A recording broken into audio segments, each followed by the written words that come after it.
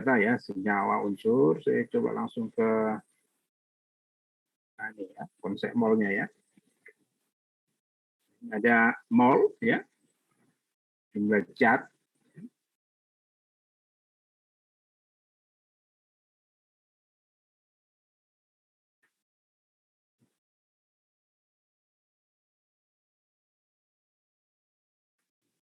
Ya. Adalah mol gram per mol massa, ya. Molaritas. Jadi kalau untuk mengetahui jumlah molekul kita tinggal kalikan molnya itu dengan bilangan Avogadro. Ini konversi antara massa dan jumlah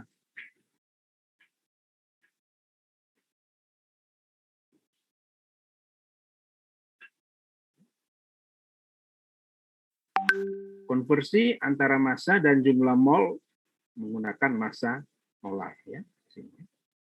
Untuk mengetahui massanya kita menggunakan molar ini, gram per mol, berarti gram. Jadi kita bisa mengetahui gram ini dari. Untuk mengetahui jumlah molekul kita menggunakan bilangan Avogadro.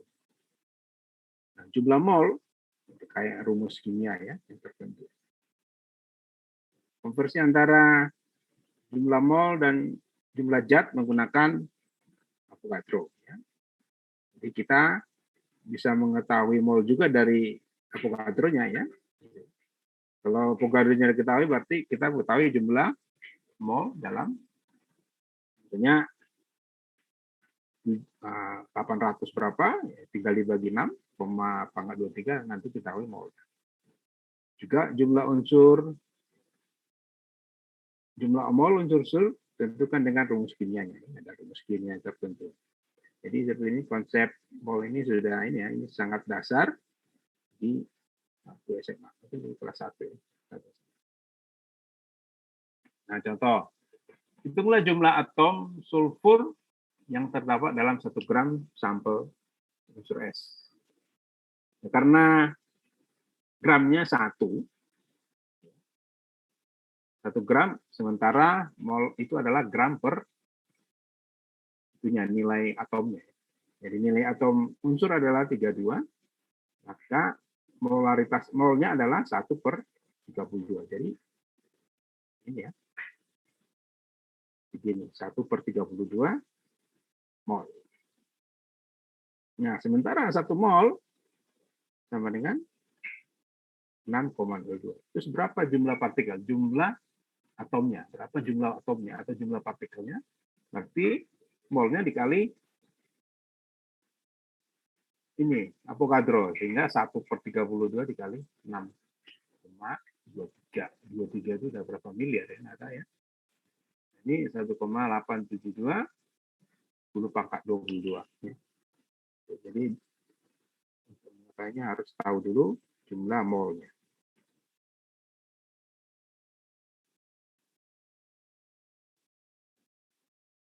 Sekarang di stoichiometri juga kita bisa menentukan ini ya, rumus molekulnya, rumus molekul ya.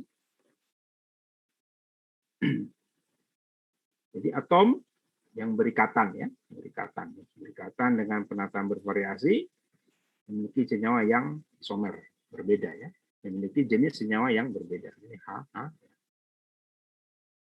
Ini senyawanya yang berbeda. Rumus apa itu rumus empiris? Perbandingan mol terkecil dari setiap unsur dalam suatu senyawa. Makanya nanti dia dibandingkan dengan jumlah mol terkecil. Jadi rumus empiris adalah perbandingan mol terkecil dari setiap unsur dalam suatu senyawa. Nah, kalau untuk rumus molekul, jumlah atom unsur dalam senyawa yang sebenarnya. Ini contoh 24.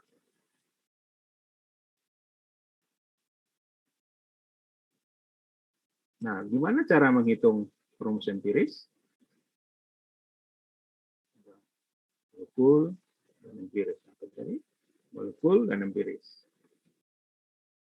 Nah, kalau diketahui persentase, kalau persentase itu kan berarti asumsinya 100%. Asumsinya 100%. Maka kita akan membandingkan massa setiap unsur dengan molar. Ini diketahui adalah masanya atau persentase masanya, dan kita asumsikan beratnya ada 100%, maka dia 100 gram. Kemudian setelah kita ketahui persentasenya, kemudian kita hitung molnya. Nah, perbandingan mol itu, rasionya itu dengan mol terkecil, itu menjadi rumus empiris. Nah, coba ya, kita lihat contohnya aja biar gampang. Senyawa asam, apa lain ya, aminobenzoat, mengandung karbon. Ini kan persentase ya. Mengandung karbon, ini asam para aminobenzoat, mengandung karbon 61%, hidrogen 5%, nitrogen 10%, dan oksigen 23%. Ya, karena totalnya ini 100%, maka kita tangkap asumsinya para ini adalah 100 gram. Jadi ya, kita asumsikan 100 gram. 100 gram. Karena 100%. Kita cari satu persatu persentasenya. Berapa mol? Kan? Karena rumus empiris tadi adalah perbandingan mol ya, perbandingan mol. Rumus empiris adalah perbandingan mol, jadi bukan perbandingan persentase, tapi kita ubah ke mol dulu ya. Ini C itu 61%, ya, berarti 61% dari 100 kan 61 gram. 1,31 gram dikali 1/12. Sehingga unsur C dalam X itu adalah 5,105 mol. Di cuma H juga sama, persentasenya 5%, karena 100 menjadi 5,09. Dibagi dengan itunya ya, AR-nya ya, gramnya, nomor atomnya, atau massa atomnya. N juga sama, 10%, 0,7. O-nya juga 16. Nah, ini kan belum diketahui ini berapa rumusnya seperti apa. Kemudian di sini tadi terkecil ya, perbandingan mol terkecil. Kita bandingkan dengan mol terkecil. Mol terkecilnya berapa? Mol terkecilnya adalah 0,7. Maka semua mol ini dibandingkan dengan 0,7. Hasilnya seperti ini. Ya. Hitung rasio mol dengan mol terkecil. Ya. Karena tadi adalah rumus empiris perbandingan mol terkecil. Nah, kemudian kita hitung rasio mol dengan membagi dengan nilai mol terkecil. Mol terkecil tadi adalah 0,7 ya. Ini. Hasilnya adalah 5 dibagi 0,7 adalah 7 ya. Ini 7,005 disamakan dengan 7, hanya 6,9. Walaupun itunya kecil saja, persentasenya tadi 91, sementara H, tadi H, 5%, tetapi secara ini hampir sama. Karena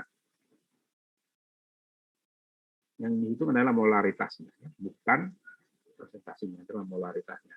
Molaritas itu perbandingan masanya. Sehingga inilah 7. Nah, ini karena dibandingkan dengan nilai yang sama, 1. Kemudian O-nya 2. Sehingga dari angka-angka ini muncullah rumus empiris. C-nya 7, hanya 7, N-nya 1, ya nggak mungkin N-nya 0 ya, makanya dipilih yang paling kecil. Kemudian O-nya 2. Itu adalah rumus empiris. Jadi dikembalikan ke molnya dari persentase.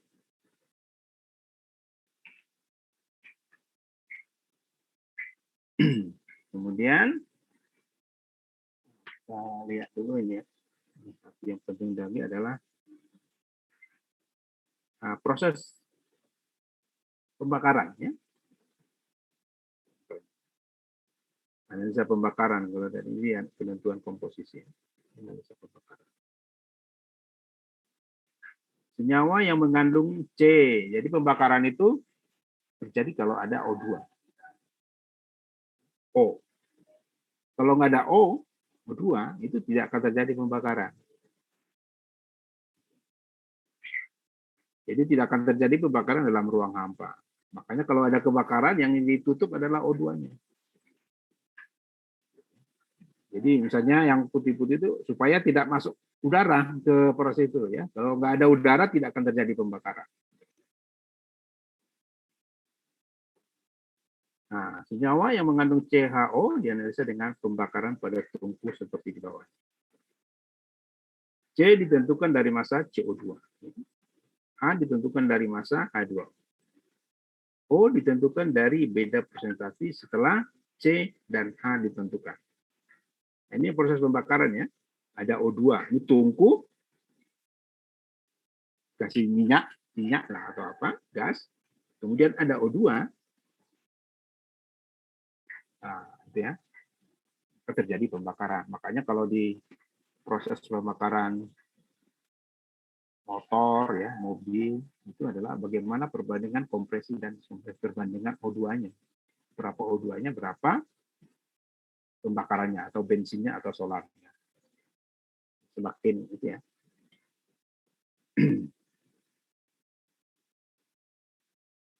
Nah, ini terjadi pembakaran, ada penyerapan H2O, ada penyerapan CO2. Ya. Kemudian dilakukan, nah, C-nya ditentukan dari ini ya, CO2-nya, hanya ditentukan dari H2O. O ditentukan dari, ini contoh dari kalau proses pembakaran.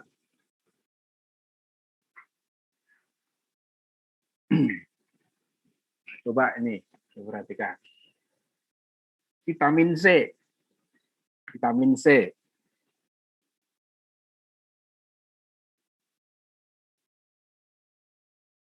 Molaritasnya ada 176,12 gram per mol. Adalah senyawa yang mengandung C, H, dan O. Ya, karena paling banyak digunakan sehari-hari itu adalah gitu ya, C, H, dan O. Makanya kita sangat familiar dengan namanya C, H, O, sehingga kadang-kadang kalau ujian nggak ditentukan nomor atomnya karena sudah hafal. H1, C16, itu O, 12, C12, O16. Sudah sangat familiar ya.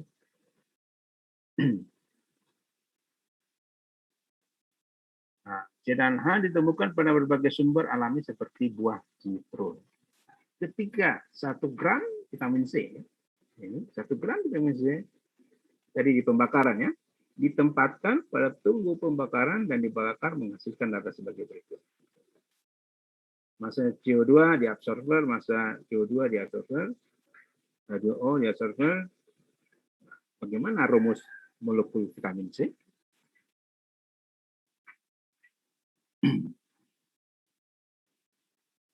Ini sama ya, diulang-ulang sebelum pembakaran, setelah pembakaran. Massa CO2 absorber setelah pembakaran 85. Massa CO2 sebelum pembakaran 83. Berarti ada ini sebelum pembakaran, setelah pembakaran ada perubahan. Ini juga H2O dari sebelum jadi berubah meningkat menjadi 37,96. Nah, kira-kira rumus vitamin C-nya seperti apa? Nanti coba dihitung ya. Nanti lihat dari sini cara penentuan. Jadi kalau ini kan C ditentukan dari yang dihasilkan. Nah, yang dihasilkan berarti ada setelah pembakaran berarti yang dihasilkan. Setelah pembakaran berarti yang dihasilkan. Setelah pembakaran berarti C-nya ini dia diambil dari setelah pembakaran, hanya diambil dari pembakaran.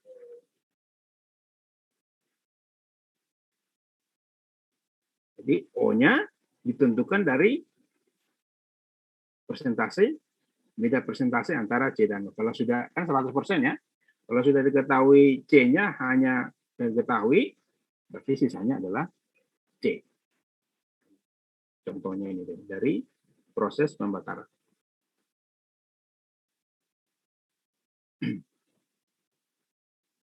Diserap ya tadi ya, penyerapan absorber. Di berapa C-nya, berapa H-nya, berapa O-nya, berapa H-nya, bisa dihitung ya. Coba nanti di otak-atik ya. Oke, sekarang kita ke penulisan reaksi. Saya pikir juga ini mengulang saja ya. Intinya adalah harus seimbang. Harus seimbang. Ya, reaksi kimia harus setimbang. Harus equilibrium ya, equilibrium. Setimbang baik dalam jumlah berat ataupun atom-atomnya ya. Nah, ini termasuk tadi hukumnya kekekalan massa Lavoisier. Massa total pada akhir proses kimia sama, harus sama ya. Dengan masa sebelum proses berlangsung. Nah, contohnya nih, HF2 yang jadi 2HF. Jadi 1 mol H2 dengan berat 2 gram, itu ditulis ini ya. Berarti hanya 2 ya, ini di 2. 1 mol H2 dengan berat 2,016 amol. H2 berupa gas ya, gas ini. Kemudian ditambah dengan 1 mol F2. 2 mol F2 dengan berat 38 menjadi, ini adalah hasilnya, 2 mol HF kan. Jadi ini 2 mol. Ada 2 mol. Ini tadi jadi HF ya, 2 mol. Jadi dihasilkan 2 mol HF. Jadi mol itu ini 1 mol, ini 2 mol. Berupa gas. Jadi adalah reaksi antara H dan F menghasilkan HF. 2 mol HF. Nah, kalau ditulis seperti ini reaksinya. Hanya 2, F-nya 2, tinggal dilihat menghasilkan HF, tinggal dikasih ekivalensinya ya. Ekivalensinya 2. Ekivalensinya 2 menjadi 2 HF. Kalau langkah-langkahnya mungkin Anda lebih tahu ya. Tahap menyeimbangkan reaksi. Intinya dilihat dulu berapa M-nya, berapa O-nya. Menyeimbangkan atom-atomnya. Sini, gitu ya. Kemudian koefisiennya, menyesuaikan koefisien. Ya. Kalau saya kasih ini 1, sementara di sini O-nya 1 ya. Sementara di sini O-nya 2. Kalau taruh sini 2, Mg-nya menjadi 2. Berarti harus ini 2. 2 Mg sama O2, 2 MgO. Tanpa kita coba-coba bisa langsung kelihatan ya. Lihat saja itunya O2-nya. O2-nya 2. Berarti kalau saya taruh sini 2 berarti O-nya 2, Mg-nya 2 berarti kurang 2. Jadi harus seimbang.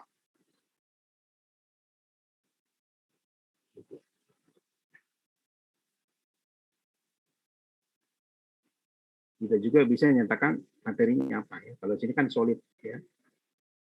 O2 itu gas. Gas dengan solid menjadi solid.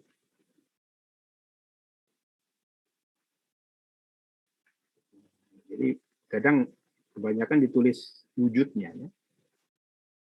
Ya. Itu untuk persamaan reaksinya. Nah, ini nanti bisa cekkan ya. C8, O2, CO2 ini setimbang apa belum?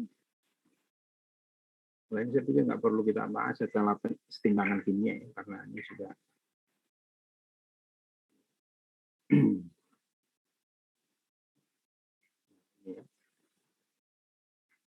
ini C-nya 8. Ini C-nya 1. Dikurang ya. Taruh 8. Taruh 8, O-nya jadi 16. 2 kali. Sementara O di sini, nah ini kita atik ya. Ini tidak akan saya bahas di sini tentang keseimbangan kimia. Anda lebih tahu ya. Nah, sekarang menghitung jumlah reaktan produk.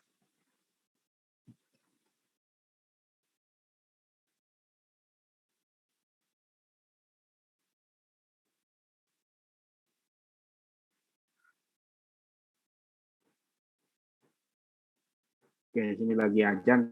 Break dulu ya, bentar ya.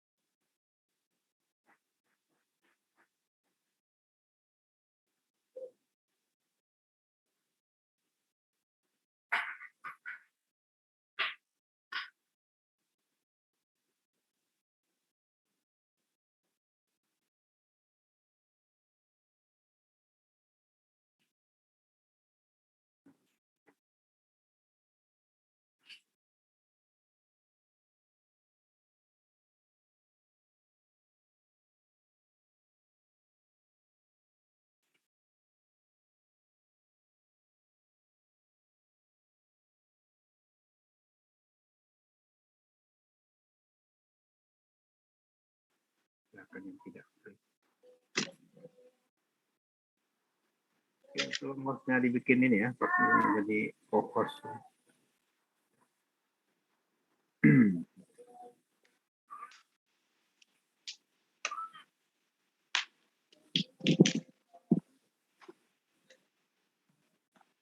Kau ya Sugito.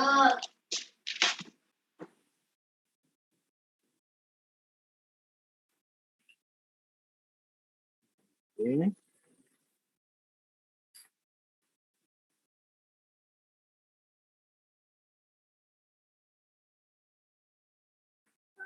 Tadi kembali untuk menghitung jumlah reaktan, ya. Satu produk ya kembali ke ini ya, ke konsep mol tadi. Intinya di konsep mol tadi. Ini jumlah mol zat, misalnya zat A, zat B. Nah, kita lihat buat persamaan reaksinya ya, persamaan reaksi. Nanti koefisiennya itu adalah rasionya, ya, jumlah zat A. Rasio molar dari persamaan reaksi adalah koefisien reaksinya. Itu bisa digambarkan dari jumlah zat dari setiap unsur dari elemen dari produk tersebut. Nah, untuk mengetahui jumlah molnya tinggal dikali bilangan Avogadro-nya. Avogadro. Jadi mol, jumlah unit molekulnya tinggal dikali dengan molekulnya. Contoh, tembaga dihasilkan dari pengolahan biji. Jadi tembaga itu adalah pengolahan biji sulfida seperti kalkosit atau tembaga 1 sulfida dengan proses multi-step. Setelah proses penggerusan adalah pembakaran. Jadi selalu ke tahap pembakaran ya. Pembakaran itu pasti dengan O2. Dibakar pasti O2. Nah, setelah dibakar, tadi sulfida tadi menghasilkan tembaga oksida dan SO2. Yang ditanya, berapa mol oksigen yang dibutuhkan untuk membakar 10 mol tembaga sulfida? Kedua, berapa gram SO2 yang terbentuk? Ketiga, berapa kilogram oksigen yang dibutuhkan untuk menghasilkan 2,86 gram tembaga satu? Nah, untuk menjawab ini kita harus buat persamaannya.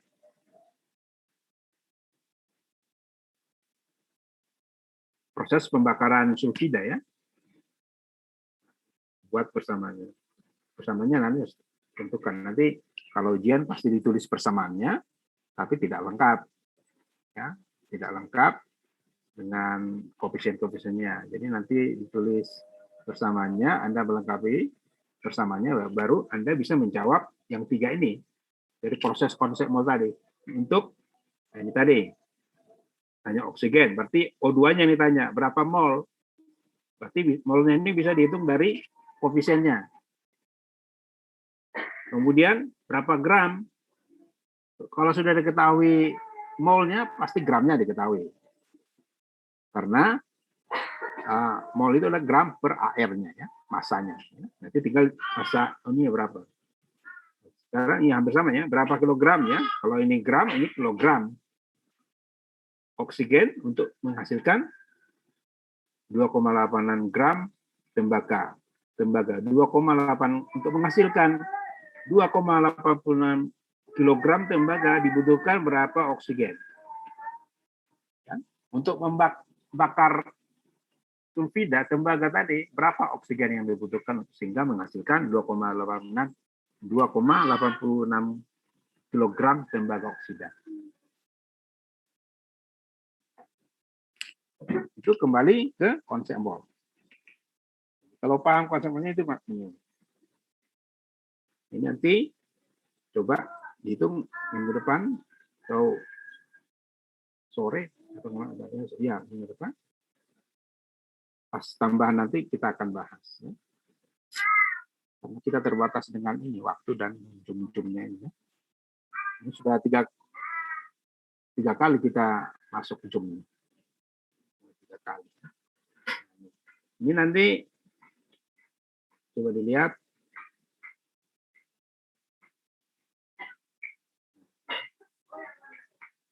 Nanti dikerjakan atau sekarang ada istilah reaksi pembatas. Nanti kita akan buat beberapa contoh tentang ini ya. Sekarang reaksi pembatas karena reaksi itu enggak semuanya habis ya. Contohnya membuat yang paling gampang itu ya, membuat sandwich bakar ya. Sekarang kan kalau mahasiswa sekarang sukanya ke ini kafe. Kalau dulu kita warung, warteg. Kalau sekarang mahasiswa ke kafe, makanya di Malang itu kafe itu menjamur di mana-mana karena zamannya beda ya. Warung tutup lewat, sekarang ngopi. Makanannya ya ini pesannya sandwich ya. Apa itu kentang goreng gitu. Nah, persamaan seimbang. 2 potong roti tambah 1 iris keju.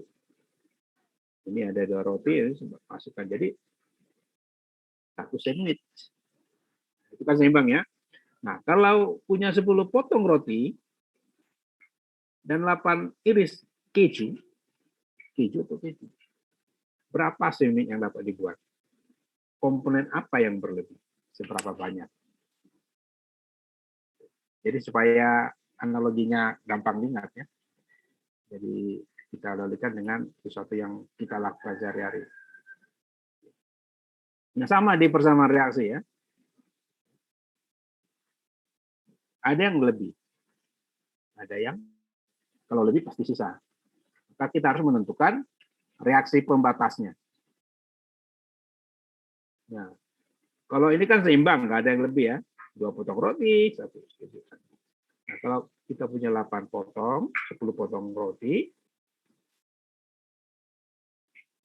Kemudian ada 8 iris ini. Untuk membutuhkan satu sandwich kan dibutuhkan 2 roti, 1 ini cheese, ya, cheese. Nah,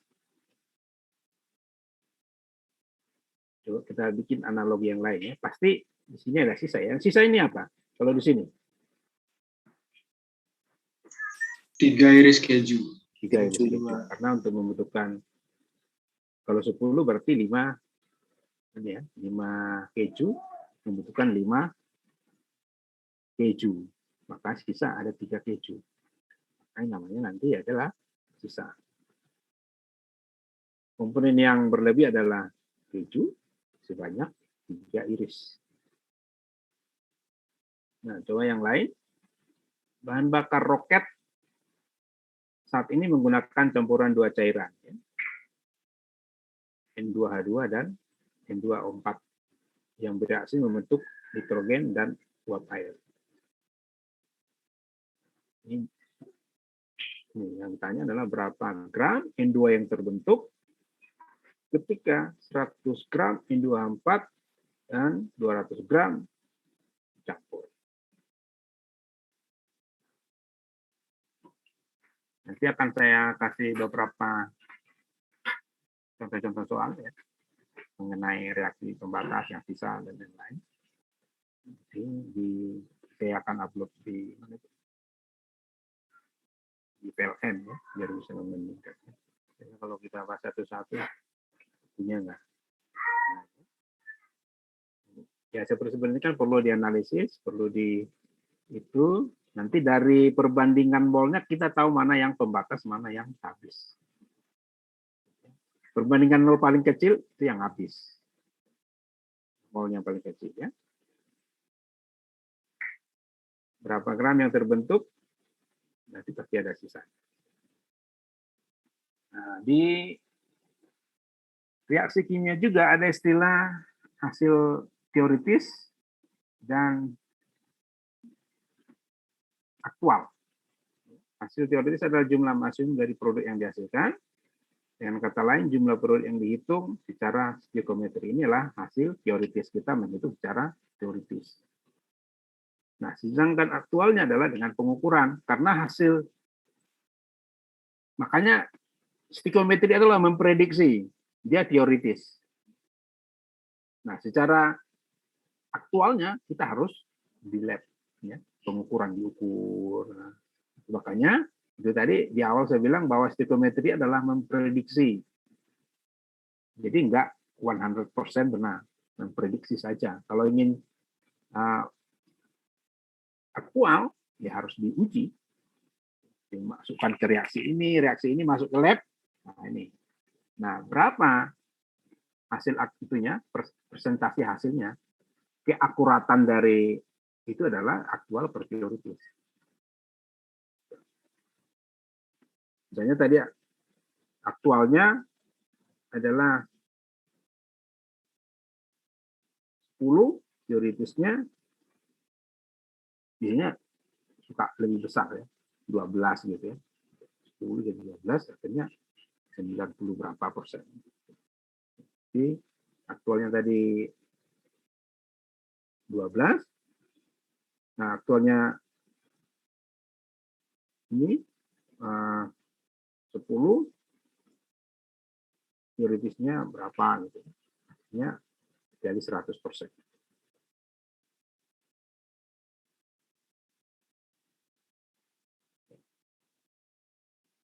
Misalnya silikon karbida adalah material keramik yang sangat penting dibuat dengan tersebut hasil pada karbonmonoksid terbentuk.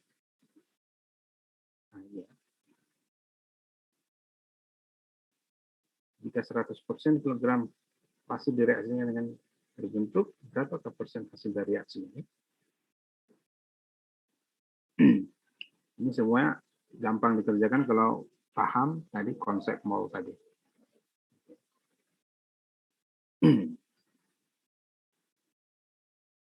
Kemudian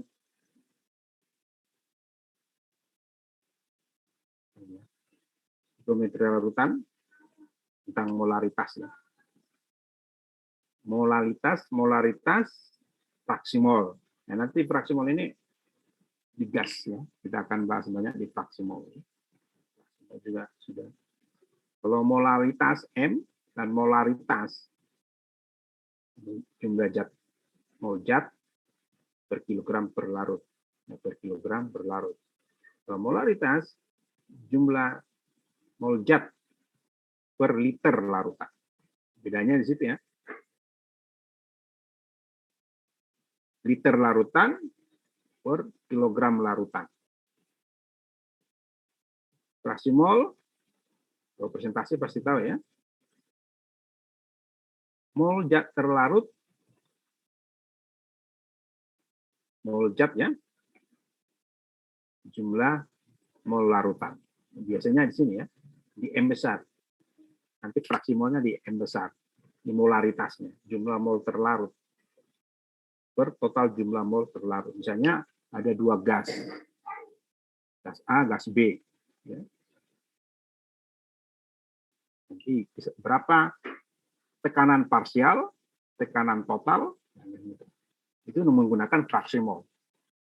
Fraksi mol dari ya, ini dari molalitas, mol zat terlarut, massa pelarut.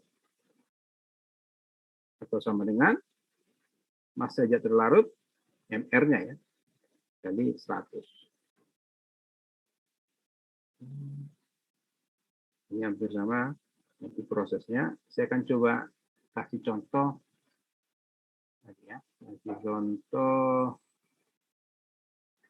soal ini. Reaksi sisa dan teoritisnya. Teoritis. Apa?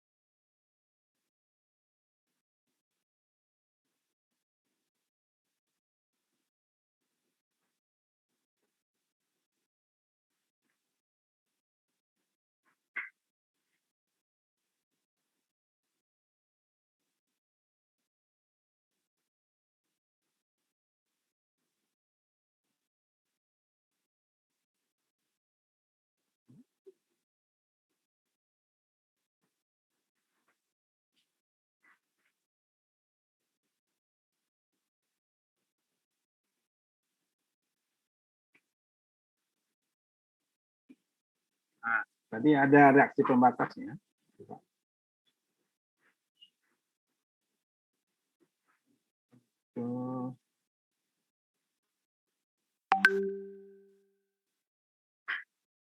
Nah, ini.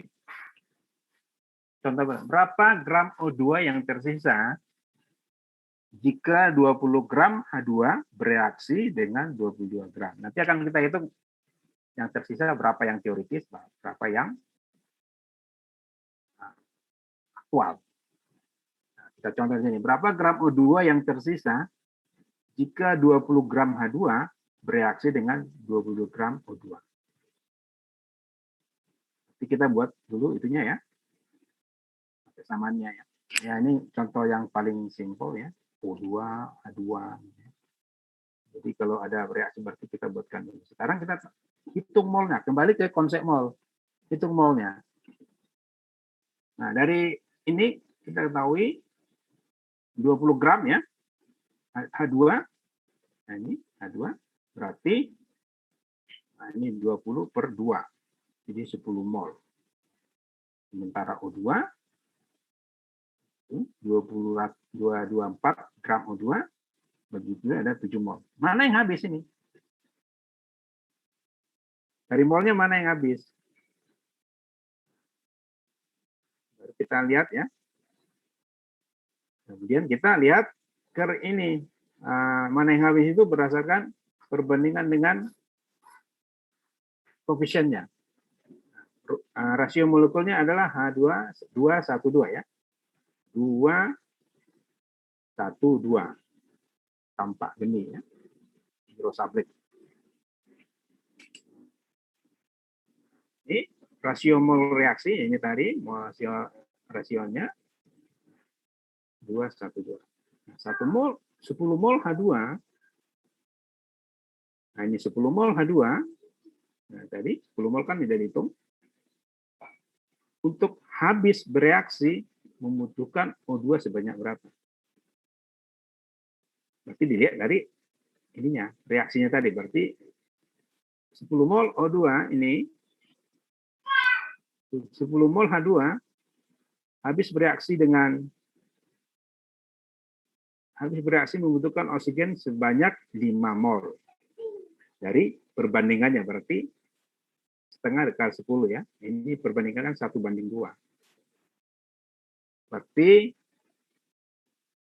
H2 akan habis membutuhkan oksigen sekitar 5 mol. Sementara 7 mol O2 ini tadi 7 mol O2 habis bereaksi membutuhkan H2 sebanyak, dibandingkan saja lagi 2/1 kali 7 mol. Ya. Nah, kesimpulannya apa? Yang bereaksi adalah 10 mol H2 dan 5 mol O2.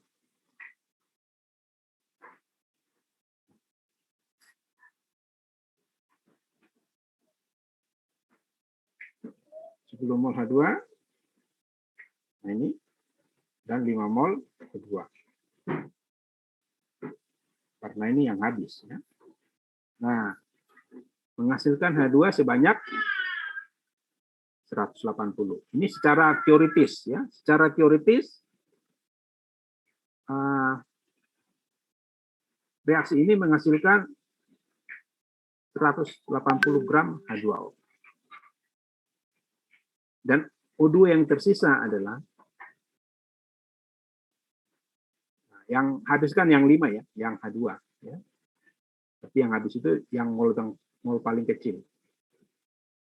7 mol, tadi kan 7 mol ini.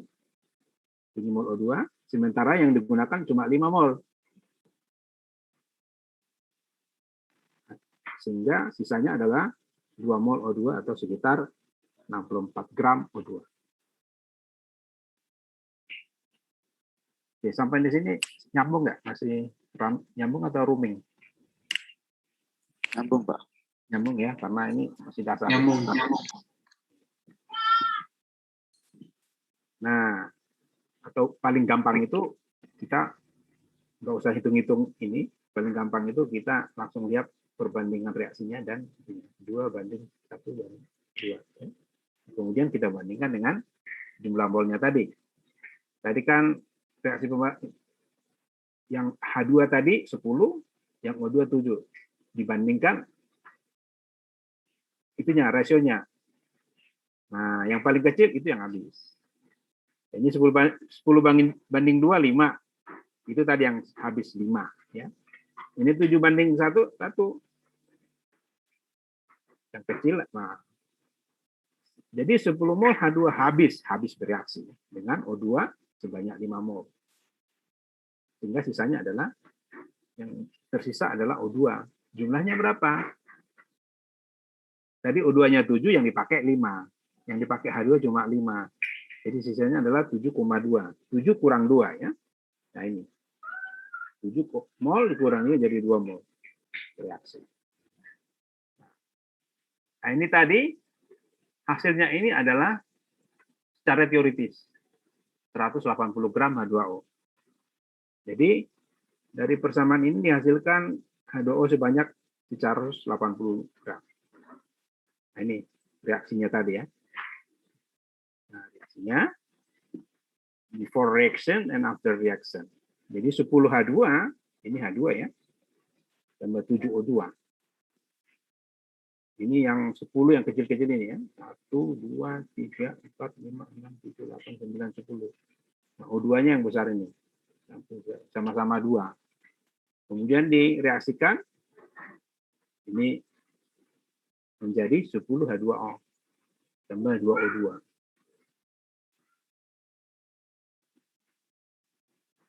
Sisanya ini H2O semua ya. H2 hanya 2, O-nya 1. Menghasilkan 10. Plus 2O2. Karena ada sisa. Nah, ini tadi. Theoretical yield, actual yield. Tadi saya bahas. Nah, sekarang jika ini dari soal yang sama ya. Soal yang sama. Jika 20 gram H2 bereaksi dengan 24 gram O2 hanya menghasilkan 107 gram. Berarti ini adalah actual itunya. Nah, jika 20 gram H2 tadi, yang pertama ini ya. Nah ini, 20 gram H2 bereaksi.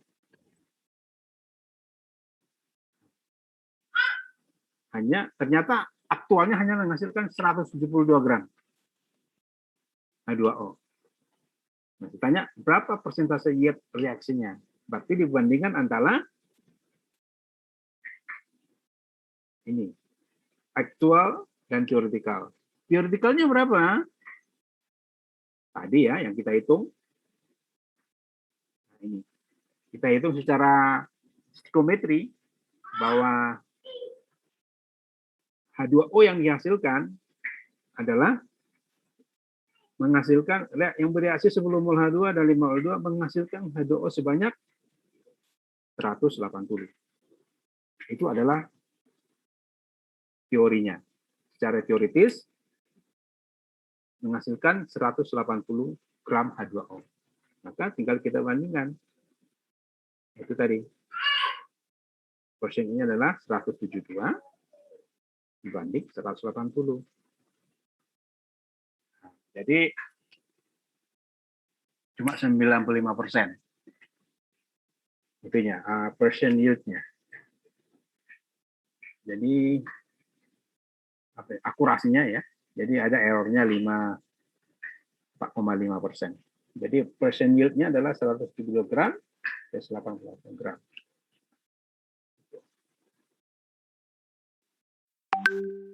Itu ya contoh dari itu tadi. Itu reaksi pembatas. Kalau yang lain ini saya yakin sudah tahu konsep mol, persamaan, keseimbangan. Nah, tadi yang perlu sedikit agak itu adalah yang reaksi pembatas dan sisanya berapa. Kemudian berapa teoritisnya, berapa aktualnya.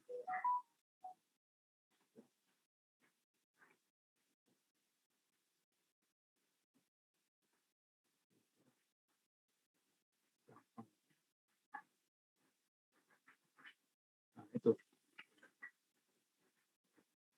Saya pikir ini ya. Sampai di sini ada yang mau didiskusikan atau tanyakan, silakan. Maaf Pak Marufut. Ya. Permisi, kan yang minggu kemarin itu saya udah yang mengenai absen kan saya udah laporan ke Pak Marufut lewat WA itu loh Pak. Itu tapi di aplikasi Gapuranya kehadirannya masih 0 Pak. Itu gimana Pak? Ini nanti kimia ya. Di situ Bu Manda ya. Iya, kimia. Nggak usah khawatir nanti. Pokoknya